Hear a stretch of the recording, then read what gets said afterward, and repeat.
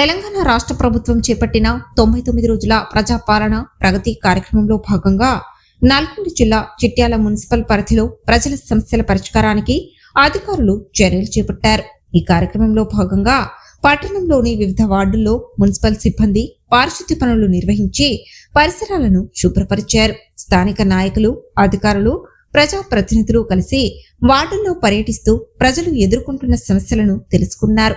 ముఖ్యంగా చెత్త నిర్వహణ, పారిశుద్ధ్యం, తాగునీటి సమస్యలపై దృష్టి సారించి వాటిని త్వరితగతిన పరిష్కరించాలని అధికారులకు సూచించారు. పట్టణంలోని 4వ మరియు 5వ వార్డుల్లో నిర్వహించిన కార్యక్రమంలో మున్సిపల్ సిబ్బంది చెత్తను తొలగించి పరిసరాలను పరిశుభ్రంగా మార్చారు.